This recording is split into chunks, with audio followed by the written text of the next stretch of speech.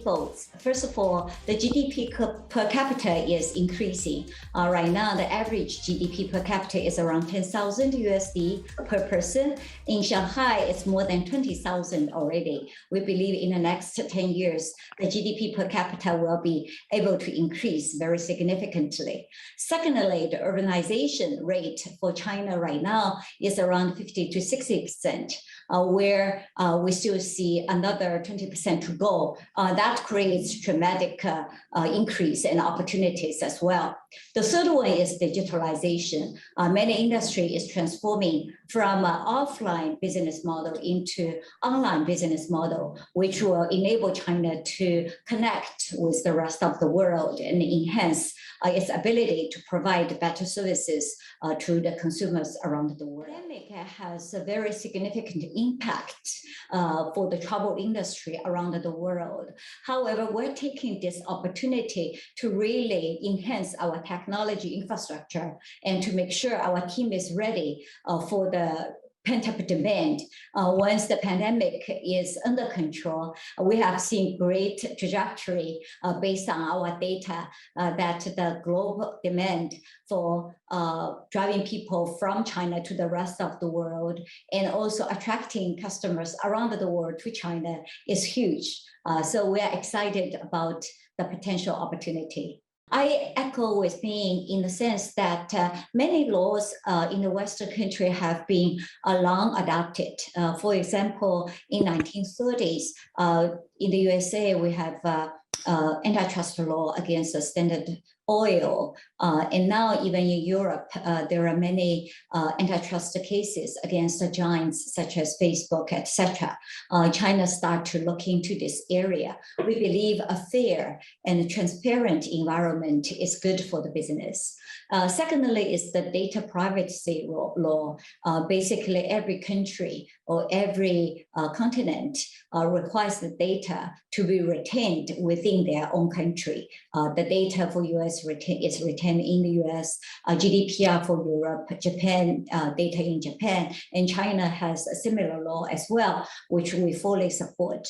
What is more to our delight is that in the new 14th five-year plan, inbound travel becomes a focus for China to develop. In the past, inbound travel only accounts for about 0.5% of the GDP contribution. But if you look at the OECD countries, the GDP contribution for inbound travel can be anywhere up to 3%. In Thailand, which is the highest, accounts for about 13%. For the GDP contribution. So China, if builds the infrastructure to be able to attract more inbound travelers in the future, that would be very good for China to connect with the rest of the world well as developing its economy and increase the contribution for GDP growth. The demographic changes is not only impacting travel industry, it impacts everybody and every industry because population provides a solid foundation for every business. So it concerns the government, it concerns every industry, it concerns every people. So we're doing a lot of work internally in our company to support the birth rate. Even when China had this one-child policy, our company was against it.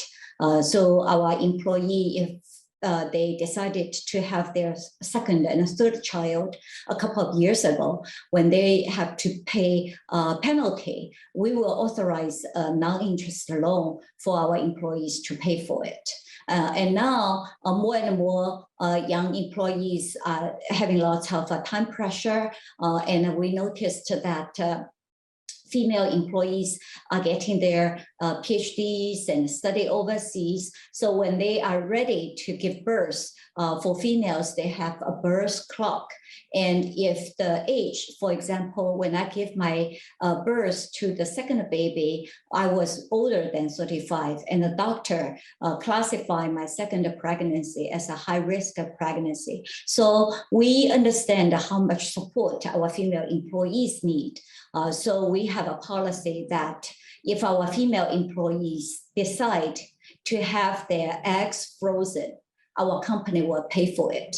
that will use technology to take away some of the time pressure and really help our employees to lengthen the birth clock if they do decide to stay in college for a little bit longer.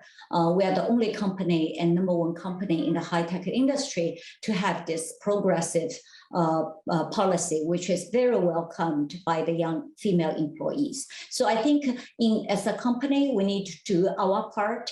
As a government, we also need to build in certain tax incentives to encourage the families to have more children. And on an individual basis, also, we need to do our part. So it's a whole society needs to face this issue very seriously. As China is growing its economy in the next 10 to 15 years, it's still going to be the golden year for China to develop its service industry, such as travel industry. So we're very confident in leading the recovery and making sure the travel industry is growing significantly and expand to the world.